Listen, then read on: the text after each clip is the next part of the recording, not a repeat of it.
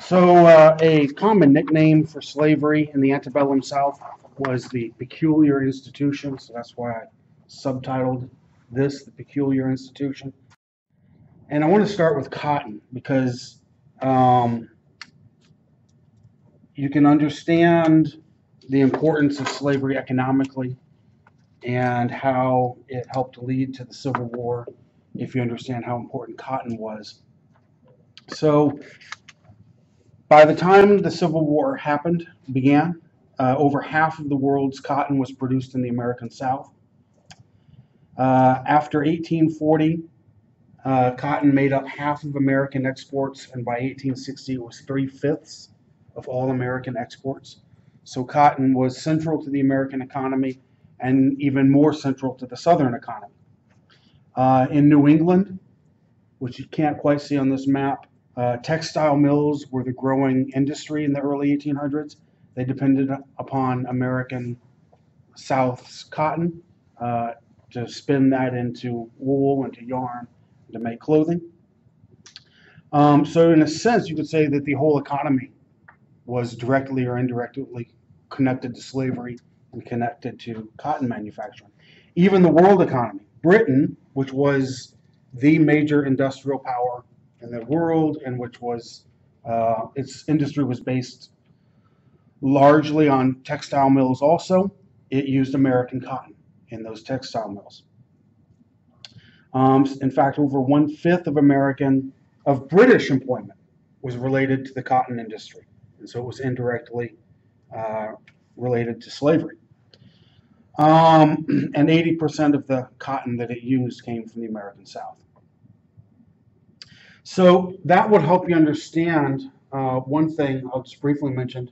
On the eve of the Sixth Civil War, American Southerners who were pro-slavery, who were defending slavery, sometimes referred to King Cotton. And their idea was that cotton was so powerful that it gave them the freedom to consider seceding from the United States. And there were some who even suspected that the North would never dare make war on the South if it seceded from the United States, and if it did, other countries like Great Britain would come to the South's aid and help it secede, help it win a war of secession. And they were thinking all of this because they knew how important cotton was to the economy, and they figured that would help them, preserve their independence. And of course, they miscalculated. So in the 1820s, up until the 1820s, cotton production was largely in South Carolina and Georgia, but over the first half of that century, it spread west. So actually, this top map, you can see this is 1820, and areas of cotton production are here, and the brown dots are slave distribution. You can see the slaves are heavily in parts of Virginia, but also in South Carolina and parts of Georgia. But by 1860, cotton production has spread over the entire South and even into the eastern half of Texas, and there are huge concentrations of slaves all over the entire South as well. During this time period, about 1 million slaves, by 1820 to 1860, about 1 million slaves were sold from this part of the South, Virginia area, to the lower South, to the states like Georgia and Alabama and Mississippi. And some people have called this an internal migration.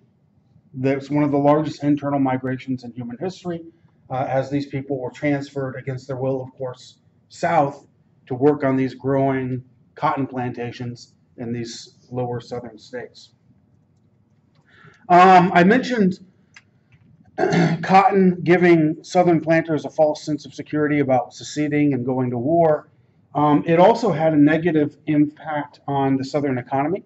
Even it was so big and it was so profitable that Southerners who were plantation owners had no interest in diversifying their economy.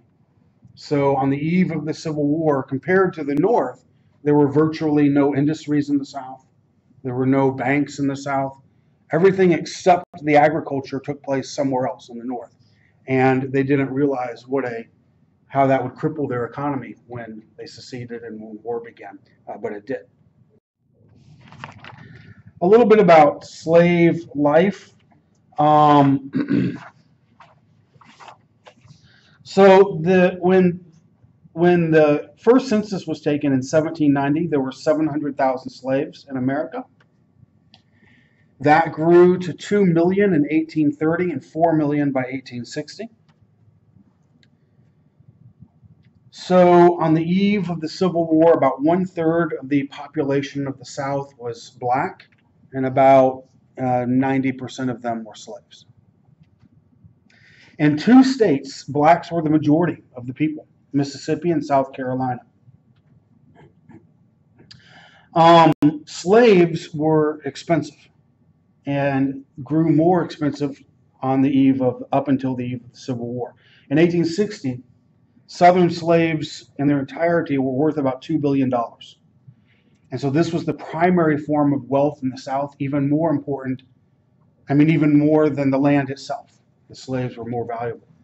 And this, again, helps you to understand the economic kind of backdrop to the Civil War. Some of these wealthy planters who owned maybe 100 slaves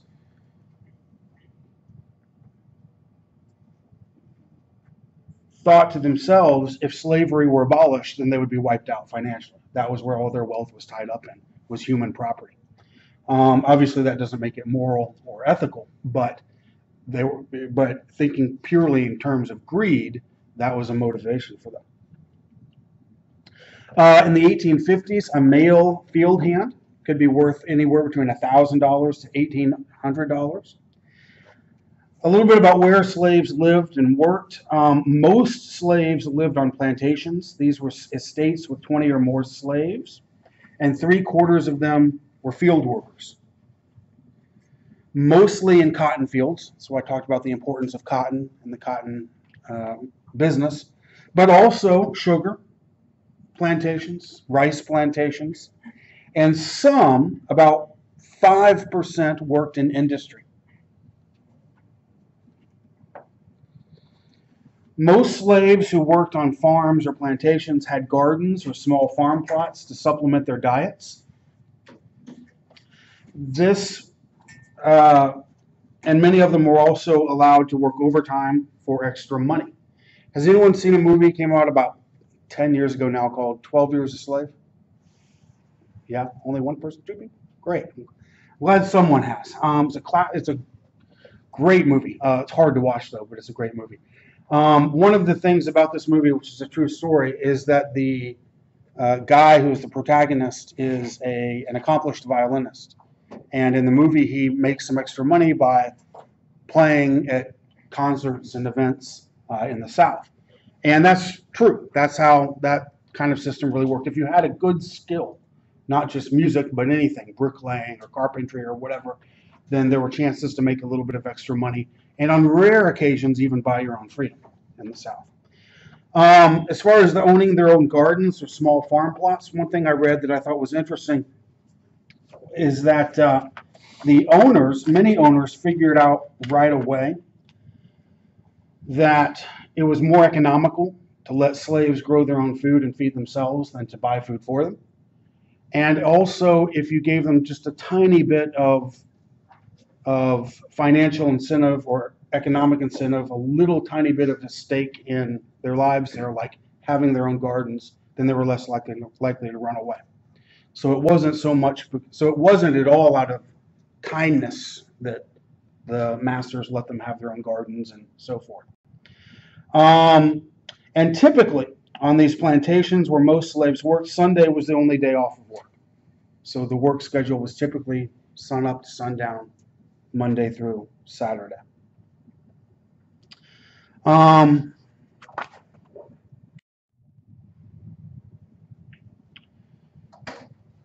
large plantations, most slaves lived in 2-parent households. On smaller plantations and farms, the spouses were often separated. Female-headed families were common. And we think that up to about half of slave families were broken up by having one or the other sold away, one or another spouse sold away. And after emancipation in 1865, there was a great migration, a great movement of slaves, former slaves now, looking for their wives and their husbands and children who they had sometimes been separated from for many years.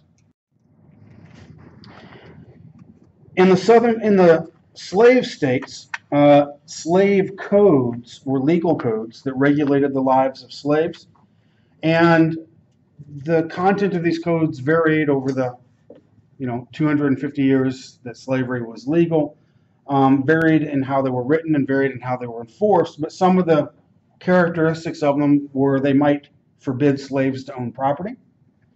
They might forbid them to leave the master's premises without permission, to be out after dark, and to congregate with other slaves, except at church. They were usually forbidden to testify in court against white people or to strike a white person, even in self-defense. Now, I say that things varied. For example, I remember a case, I don't remember the details of the names of the people, but in Louisiana, a slave girl was acquitted of murder. A white man tried to rape her, and she killed him in self-defense, and the jury, which of course would have been all white, acquitted her of murder, accepting her self-defense. So it wasn't completely unheard of for slaves to have access to the courts. And as far as the others, like not being allowed to be out after dark, not being allowed to leave the premises without permission, these were especially strictly enforced after rebellions. And I'll talk about the Nat Turner Rebellion in just a minute. So outright rebellion was very rare. There were only a handful of times where true rebellions really happened, for the reason that they were mostly futile. They were hopeless. But there were different ways of fighting back or of being rebellious, you might say. So slaves might work slowly and inefficiently because they had no economic incentive to work hard, right? So they would do as little as they could unless they were given an incentive to do better. Stealing provisions was common. Sabotage was a way to strike back against harsh owners. And probably most famous, a form of kind of psychological or spiritual resistance, religion became a very important way for slaves to express themselves. And one sample of this that has carried down to today, which hopefully you're all aware of, are what we call Negro spirituals, the songs that the slaves sang, some of which are very famous today, like Go Down Moses, Follow the Drinking Gourd, and things like that. Now, I said slave rebellions were fairly rare. I'll give you 3 examples of slave rebellions. The first was a guy named Gabriel Prosser in 1800.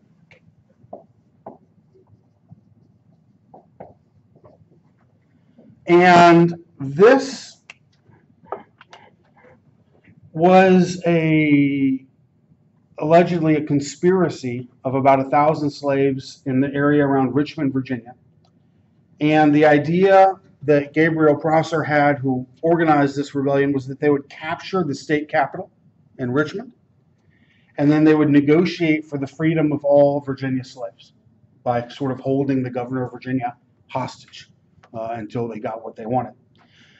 2 slaves gave the plot away before it could be initiated, and then the ringleaders, like Prosser, were rounded up and either executed or sold away. Why do you think the 2 slaves gave the plot away? They were afraid. They were afraid. They were afraid, right? But I've heard accounts that they were afraid because they didn't want their masters to get killed, right? So they wanted to warn them, but they didn't want to give up the plot, but they gave up the plot. Well, you got to think of the psychological. Yes, psychologically it's very complicated, right?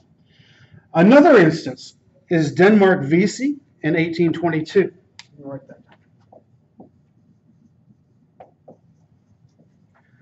Now here, this is an interesting one.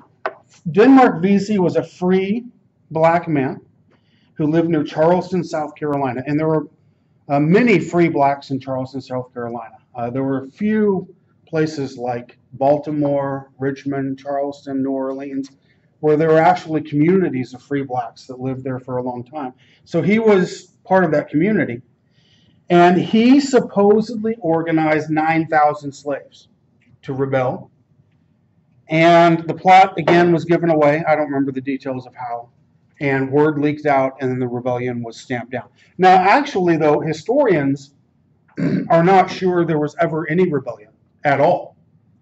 There's a lot of thought that maybe the slave owners in Charleston were just really paranoid and sort of imagined the whole thing. And that has been known to happen in other places and other times. So this one, the idea that there was really a conspiracy of 9,000 slaves, historians kind of doubt. Now the next one, Nat Turner in 1831, is undoubtedly real. And this was the rare slave rebellion that actually happened. So it wasn't just a plan, it wasn't just a conspiracy, it wasn't, paranoia. Here, Nat Turner lived in Southampton County, Virginia. He was sort of a preacher, a religious figure, and he claimed to see a vision of black and white angels fighting in the sky. And he interpreted this as a sign from God that it was time for him to lead a rebellion. And he did. And he and his followers killed about 60 white people in Virginia before they were finally defeated. It took about 48 hours to overcome him and his followers. They were rounded up, they were executed. But even though the rebellion was over within 2 days, it had a profound effect on American history. It struck fear in the hearts of slave owners all over the South. It led to a harsh crackdown on slaves. So things that I mentioned in the slave codes that might have not been strictly enforced were now strictly enforced, like not being allowed to congregate in groups, not being allowed to be out after dark, not being allowed to leave the plantation or the premises without permission. Suddenly, these things were strictly enforced. In fact, to give you one idea of something that was strictly enforced, I remember looking at the Louisiana slave code, and it was illegal and punishable by the death penalty for anyone, white or black, to teach a slave how to read. And because they were afraid that that led to things like this rebellion. Another thing that just pops in my mind, one of the reasons why they didn't want them to read, the abolitionist movement was just getting started. And abolitionists at one point tried to send anti-slavery literature through the Southern mails. And this terrified the slave owners. They thought, as crazy as it sounds to you today, that the slaves would be happy and content with their lives as slaves if they couldn't read the literature of abolitionists. So if no one told them to be unhappy about slavery, they wouldn't be. And it was the literature, the propaganda from the abolitionists that caused them to rebel, which sounds nuts, but they kind of talked themselves into believing that. So there was this crackdown against anti-slavery literature and against the lives of slaves as well. Now I mentioned that Denmark Vesey was one of many free blacks in the South. So I want to take a second just to point that out, that there were thousands of black people in the South as well as in the North who were not slaves at all and might not have been slaves for generations. So in 1860, on the eve of the Civil War, there were about 250,000 free blacks in the South and about 250,000 free blacks in the North, so about 500,000 total. But before the Civil War began, states were cracking down on free blacks in the South. They were forced to register with local authorities or to have white guardians. They had to carry papers on them at all times to prove that they were free. They needed permission to move from one county to another. They were not allowed to hold meetings or organizations, and they were constantly at risk of being captured by slave catchers and enslaved illegally. That's the plot of the movie 12 Years a Slave that I mentioned earlier. The man who's the protagonist in the movie is a free black man from New York his family has been free for generations, and he is traveling in an area where slavery is legal. He's actually in Washington, D.C., and he's kidnapped. And he is kind of smuggled into the deep South, Alabama, I think, or Louisiana, I think, where, illegally he is sold into slavery. And that sort of thing was common. So this map gives you a good little breakdown. The circles are actually the proportions of white Southerners to enslaved Southerners. So in Texas, for example, about 30% of the people were slaves. In Missouri, about 10%. In Louisiana, about 47%. But then the red slices of the pie are showing which percentage of the population of that state was free blacks. So 3% in Louisiana, mostly in New Orleans. 1% in South Carolina, mostly in Charleston. 5% in Virginia, mostly in Richmond. In Maryland, it's 2%, and that's mostly in Baltimore. And I'll talk about all that in just a few minutes. So Southern white society, about this, the breakdown here, I just want you to understand like how many Southerners owned slaves and how many didn't. So what you can see from this chart is about 76% of white families, not individuals, families in the South did not own any slaves. And about 20 to 25% owned some slaves or many slaves. And if you look at the percentage by individuals, I don't remember if I wrote it down, but something like 4% of white Southerners owned slaves. 4% of white individuals. About 20 to 25% of white families.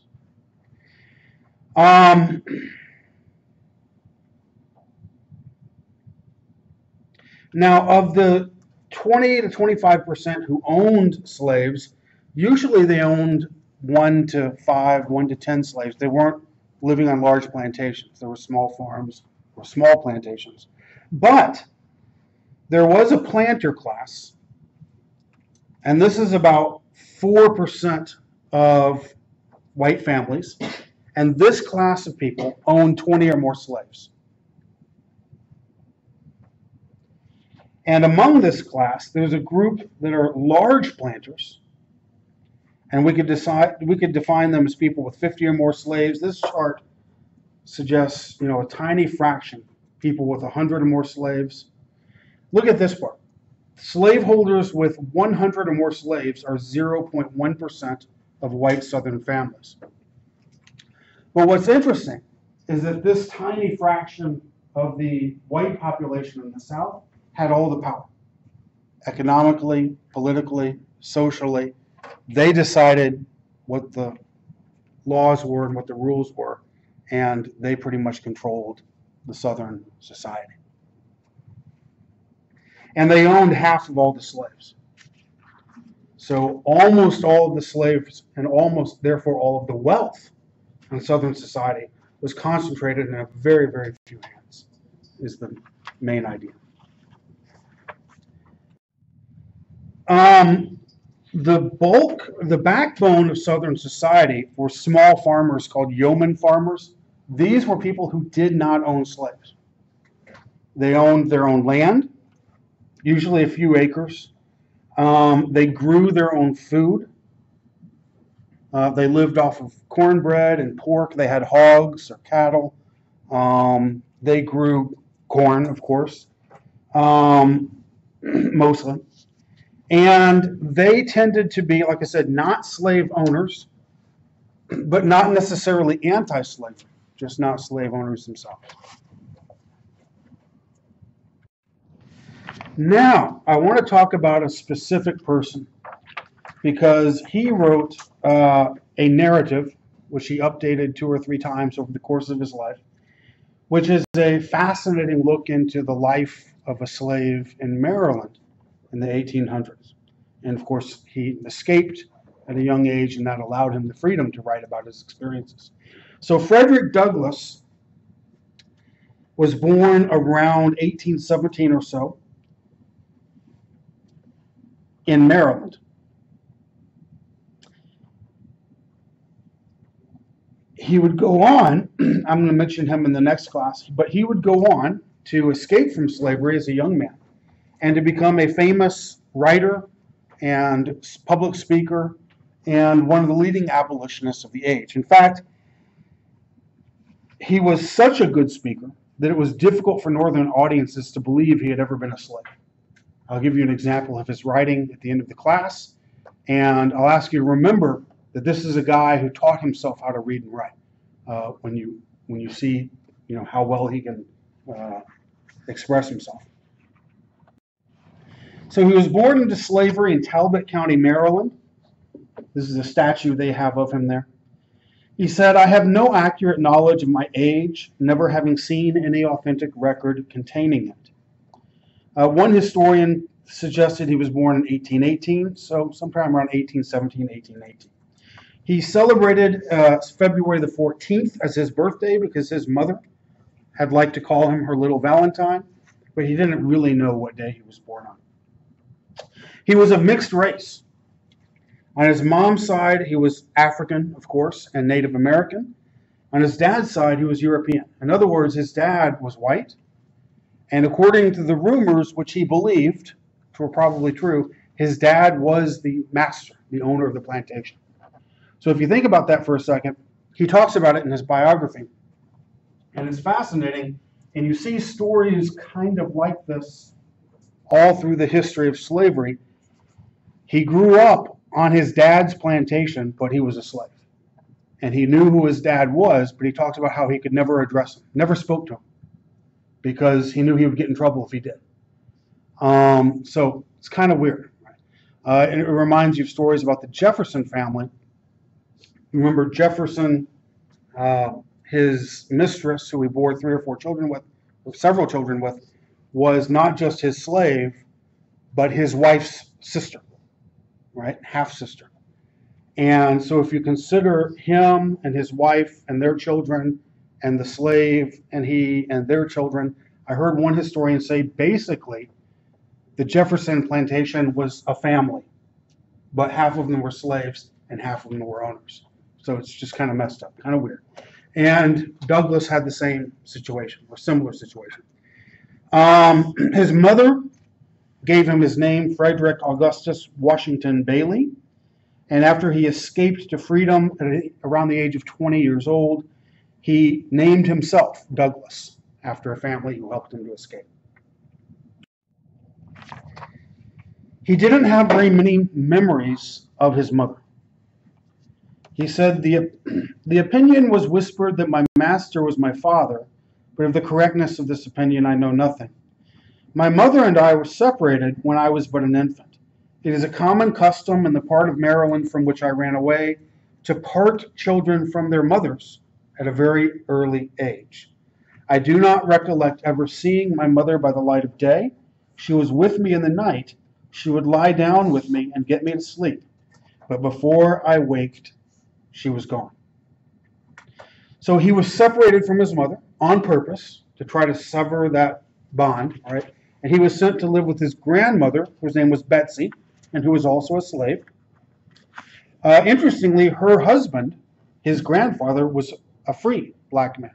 So they were living together on the plantation. His mother was 12 miles away from him, and she only had the opportunity to visit him at night. He would say that he had 3 or 4 memories of her, never during the daylight, because she would finish her work at the other plantation, walk 12 miles to see him, and then walk back before sunup the next day so she could be back at work. When he was about 8 years old, he was sent to live with the family of Thomas Auld. he was given actually to Lucretia Auld, who was Thomas Auld's wife. And this was in Baltimore. And what's interesting about that is in his biography, Frederick Douglass said that looking back on it, being sent to Baltimore was one of the luckiest events of his life. And what he meant by that was if he had stayed on the plantation, he would have had much less opportunity to get to know free blacks. There were lots of free black people in Baltimore, and like the other major cities of the South. And he was kind of unnaturally intelligent anyway, but he saw all these free black people around him, even as a young child, and it was a revelation to him. He realized it was possible to be free, that there was nothing inherent about him that made him, destined for slavery. Now, Sophia Auld was Lucretia Auld gave him to her brother-in-law, Hugh Auld, and Sophia Auld was his wife.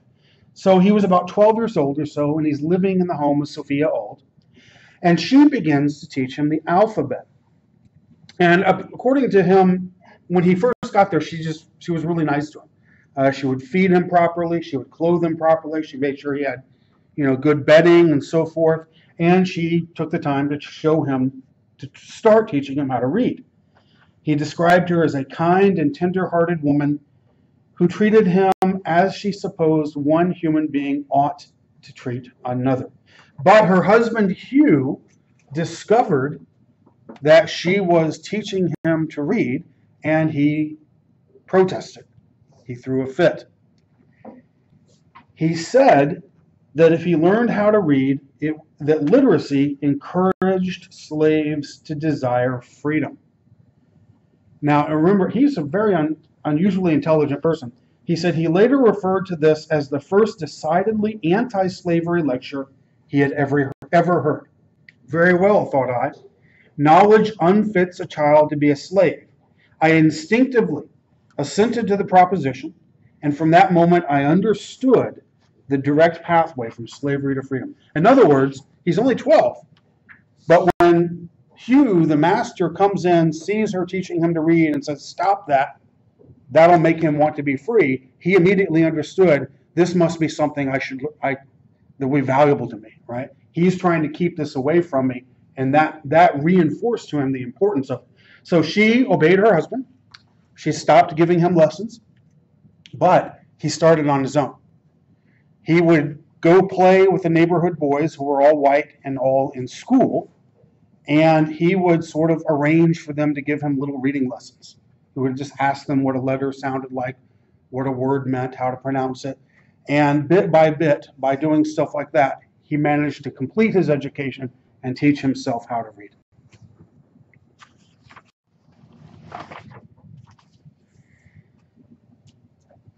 Eventually, it didn't take him long, I guess. He was about 12 when he discovered a pamphlet or a book called The Columbian Orator. And this was a popular book that it was an anthology of famous speeches. And he read it, and a lot of those speeches were about freedom, about human rights. There were speeches that dated back to the American Revolution, so they had all the rhetoric about equality and freedom that came from the Revolution. And this helped him with his education. And then, I don't remember exactly at what age, he was a teenager, he was hired out to a plantation owner named William Freeland. And by hiring out, what I meant was, it was like this was very common. He was now the Auld family slave, but they would hire him out to somebody else, meaning that person would pay them for Douglass's work, right? And so they hired him out to the plantation. He was supposed to go work on the plantation, but he wouldn't get the money. The Auld family did. And when he got there, he rounded up the slaves, and he started teaching them the New Testament on Sundays. And when the local slaveholders found out that he was teaching the slaves how to read and teaching them the New Testament, they burst in one Sunday morning with clubs and guns and broke up the meeting and didn't allow them to have any more church services or reading lessons again. At one point, now he's about 15, Thomas Auld sent him to work for a guy named Edward Covey. Thomas Auld sent him to Covey because Auld had decided that Douglass needed to be disciplined. And Covey was famous as a slave breaker. And what that meant was he would basically brutalize and beat the slaves until their rebelliousness was broken, until their spirit was broken. And Covey whipped Douglass frequently until one day, Douglass was now about 16, Douglass decided he couldn't take it anymore. I don't know if he decided, but it was more instinctive. He couldn't take it anymore. Covey was beating him with a cane, and he fought back. And he said they fought for hours. They just fought and fought until they were too exhausted to fight anymore. And it kind of ended, and he wasn't sure what was going to happen the next day. He figured he'd get killed, right? He figured he was dead. And then the next day, Covey acted like nothing had happened. And he discovered two really interesting things. First, he said he felt like a man for the first time in his life because he had fought for himself. Even though he knew it was at the risk of his own death, he had finally fought for himself. And he discovered also, interestingly, that Covey was more afraid of it being known that a slave had stood up to him than willing to punish him by having him executed for standing up to him. And that taught him something interesting, something psychological about how those things worked. He had this phrase in one of his books. He said, after his fight, which was transforming, he said, "You have seen how a man was made a slave, you shall see how a slave was made a man."